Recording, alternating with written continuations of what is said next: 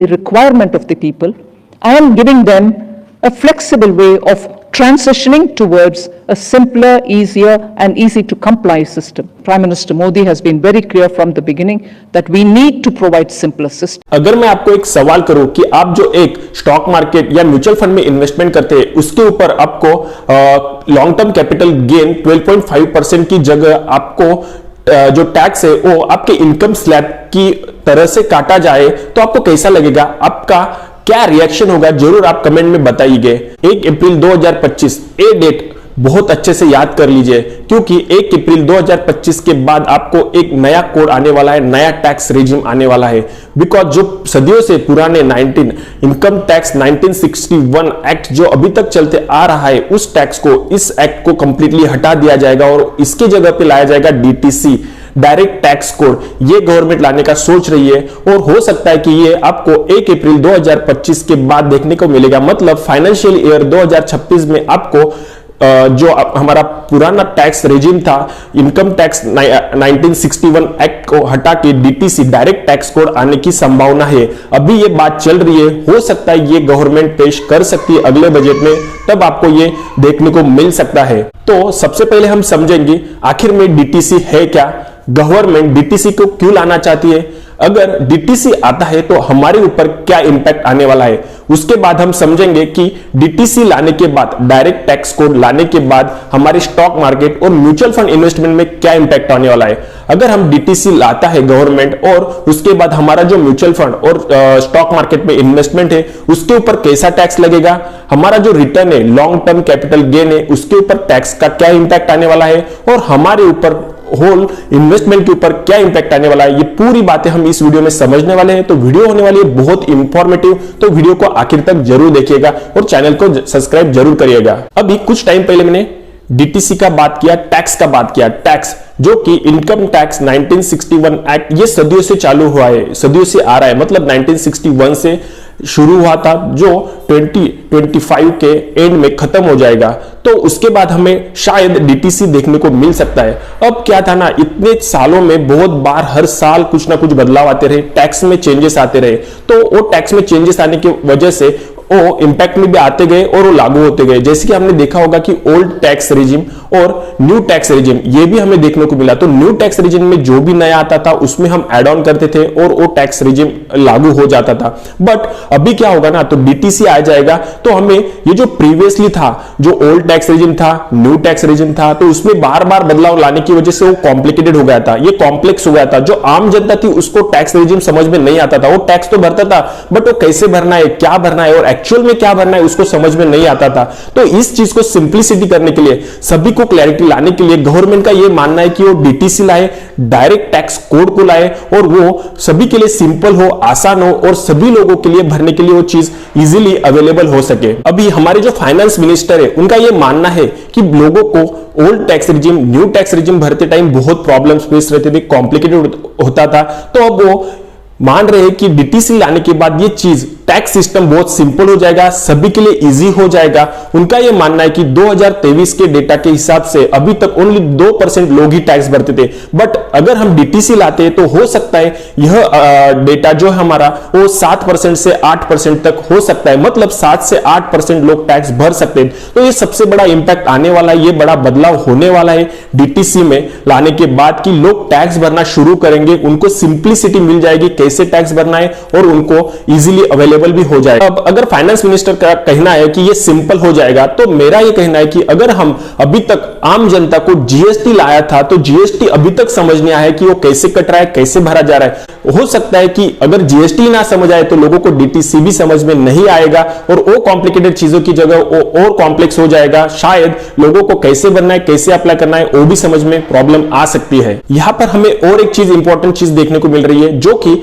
Income tax 1961 act का exemption और deduction, ये दोनों चीजें थी, अब वो डीटीसी में हटाई दिए जाएगी। यस, जो हमारा एग्जेम्पशन है और डिडक्शन है वो डीटीसी में, डायरेक्ट टैक्स कोड में लागू नहीं होगा।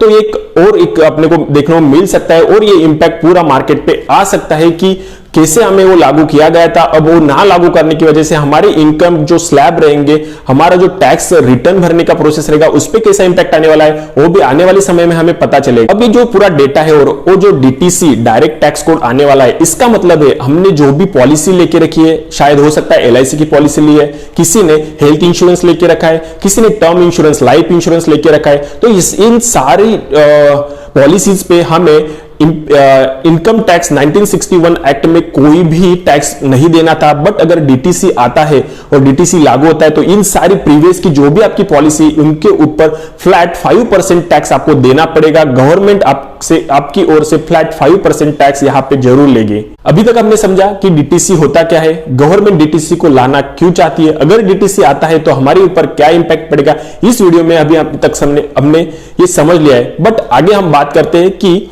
जो सैलरीड पर्सन है, जो मंथली सैलरी लेते हैं, उनके लिए क्या डीटीसी में हो सकता है। अगर डीटीसी आता है तो जो अल्ट्रा रिच पर्सन है, जिनका 10 करोड़ से ज्यादा इनकम है, उन लोगों को सरचार्ज नहीं देना पड़ेगा। और ऐसा माना जा रहा है अगर जिनका सैलरी 15 लाख से कम है, उन लोगों को भी टैक्स में से बेनिफिट मिल सकता है, छूट मिल सकती है। अभी ये माना जा रहा है, बट एक्चुअल में जब फाइनेंस मिनिस्टर से प्रपोजल आएगा तब जाके हमें पता चलेगा कि कौन से स्लैब में कौन कहां पे कितना टैक्स देने वाला है। बट जो हाईएस्ट ब्रैकेट है, जिनका हाईएस्ट इनकम ब्रैकेट है, उनको हाईएस्ट इनकम स्लैब के हिसाब से टैक्स देना पड़ेगा। मतलब जिसका ज्यादा इनकम, उतना ज्यादा टैक्स उसको पे करना पड़ेगा। अब बात करते हैं वीडियो के सबसे इंपॉर्टेंट मुद्दे पे, सबसे इंपॉर्टेंट टॉपिक के, हमारे शेयर मार्केट और म्यूचुअल फंड में हमें कितना टैक्स देना पड़ेगा। अभी के टाइम पे हमें जो भी शेयर मार्केट में प्रॉफिट होता था, लॉन्ग टर्म कैपिटल में प्रॉफिट होता था, उसके हिसाब से शॉर्ट टर्म कैपिटल गेन पे हमें 15% टैक्स देना पड़ता था। और लास्ट का जो बजट हुआ है उसमें उसको 15% से बढ़ा के 20% कर दिया है।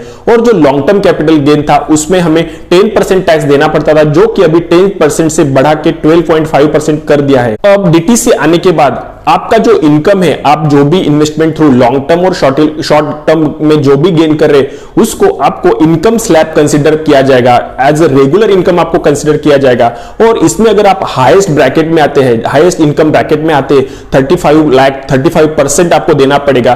तो यहां पे आपको जितना आपका हाईएस्ट इनकम ब्रैकेट आएगा, उतना आपको हाईएस्ट टैक्स पे करना पड़ेगा। अभी हमारा जो लेटेस्ट बजट हुआ, फाइनेंस मिनिस्टर में बताया कि हमारा जो लॉन्ग टर्म कैपिटल गेन है उसको 10% से बढ़ा के 12.5% कर दिया। तो उस दिन हमारा मार्केट धाड़ से गिर गया था। तो ये सोचिए, अगर हमारे लॉन्ग टर्म कैपिटल गेन में और शॉर्ट टर्म कैपिटल गेन में अगर चेंजेस आते हैं और इतने हाईली चेंजेस आते हैं, तो सोचिए मार्केट कितना गिर सकता है। तो हमें यहां पे रेडी रहना पड़ेगा, वॉच करना पड़ेगा जो हमारा फाइनेंस मिनिस्टर का अगले साल में जो भी बजट आएगा उसमें वो क्या डिसीजन लेने वाले हैं। डीटीसी अगर लागू होता है तो हमारे शेयर मार्केट में कितना बड़ा इंपैक्ट आएगा, ये आप सोच सकते हैं। अब यहां पे एक और चीज बताई जा रही है जो कि है एसटीटी, सिक्योरिटी ट्रांजैक्शन टैक्स। मतलब अगर सिक्योरिटी ट्रांजैक्शन टैक्स अगर हटाया जाता है तो ये मार्केट बहुत अच्छा बिहेव करेगा। अगर इसको पूरी तरीके से सोचा जा रहा है, माना जा रहा है कि डीटीसी में इसको पूरी तरीके से हटाया जाएगा, तो उस टाइम मार्केट बहुत अच्छा बिहेव करेगा। बट अगर सेम टाइम आपका जो भी लॉन्ग टर्म कैपिटल गेन है और शॉर्ट टर्म कैपिटल गेन है, अगर उसको आपको रेगुलर इनकम स्लैब में ऐड किया जाता है तो मार्केट में बहुत इंपैक्ट आने वाला है। तो दो चीजें हो सकती है, आपका एसटीटी जो है वो हटाया जा सकता है और आपका लॉन्ग टर्म और शॉर्ट टर्म कैपिटल गेन जो है उसको आपका रेगुलर इनकम स्लैब में ऐड किया जा सकता है। इन दोनों केस में हो सकता है मार्केट कैसा बिहेव करे, तो आपको ये वॉच रखना पड़ेगा। अगर आप रेगुलर इन्वेस्टर है तो शायद हमारे जो भी प्रॉफिट है उस पर बहुत सारा इंपैक्ट आने वाला है। आज के डेट में फॉरेन कंपनीज और इंडियन कंपनीज अलग अलग टैक्स पे करती है। ये दोनों भी इंडियन कंपनीज और फॉरेन कंपनीज जो अलग अलग टैक्स पर पे करती है, तो अगर डीटीसी आता है तो इन दोनों के लिए रूल सेम हो जाएंगे। फॉरेन कंपनी और इंडियन कंपनी दोनों को सेम रूल के साथ सेम टैक्स पे करना पड़ेगा। तो इसकी वजह से हो सकता है कि इंडियन कंपनीज को बेनिफिट मिल सकता है। बट अगर ये सेम रहता है, फॉरेन कंपनी और इंडियन कंपनी सेम टैक्स पे करती है, तो गवर्नमेंट को यहां पे कितना बेनिफिट मिल सकता है डीटीसी के थ्रू, ये भी एक सोचने वाली बात हो सकती है। अभी तक के वीडियो में हमने ये देखा कि आखिर में डायरेक्ट टैक्स कोड क्यों लाया जा रहा है, गवर्नमेंट को इससे क्या फायदे होने वाला है, अगर सैलरीड पर्सन है तो उनको डीटीसी से क्या फायदा होने वाला है, डीटीसी अगर आता है तो शेयर मार्केट और म्यूचुअल फंड में कितना इंपैक्ट आने वाला है, हमारे रेगुलर इनकम पे कितना इंपैक्ट आने वाला है, और जो फॉरेन कंपनीज और इंडियन कंपनीज है इन पे कितना टैक्स लगने वाला है। ये सारी चीजें हमने इस वीडियो में डिस्कस की। अब बात करते हैं एक और इंपॉर्टेंट टॉपिक के कि आपने देखा होगा या आपने अगर आपको सोचा होगा तो गवर्नमेंट हर एक एसेट क्लास पे एक फोकस लाती है। आपने प्रीवियसली देखा होगा जब गवर्नमेंट को किसी भी चीज पे टैक्स लगाना रहती है तो गवर्नमेंट उस पर फोकस लाती है, उसका एडवर्टाइजमेंट करती है। तो प्रीवियसली आपने देखा होगा कि जब डेप म्यूचुअल फंड आया था तो उसका एडवर्टाइजमेंट बहुत हुआ था, उसके बाद सोवरेन गोल्ड आया था तो उसके बारे में भी बहुत ऐड किया था। तो अभी करंटली म्यूचुअल फंड सही है, इसके ऊपर हम कुछ सालों से देख रहे हैं गवर्नमेंट बहुत ज्यादा एड्स ला रही है, इन्वेस्टमेंट करो, सेफ इन्वेस्टमेंट है, लॉन्ग टर्म के बाद अच्छा रिटर्न है। तो हो सकता है गवर्नमेंट एडवर्टाइजमेंट करके अब इसके ऊपर शायद टैक्स लगा सकती है। अब देखिए इस पूरे वीडियो का एक कंक्लूजन निकल के आ रहा है। आज की डेट में आप कोई भी पॉलिटिकल पार्टी को अगर आपका फंड देते हैं, डोनेशन देते हैं, तो वहां पे आपको टैक्स नहीं लगेगा, जीरो टैक्स लगेगा और पार्टी को भी कोई टैक्स देना नहीं पड़ेगा। और आप जितना भी अमाउंट दे सकते हैं वहां पे जीरो टैक्स एप्लीकेबल होगा।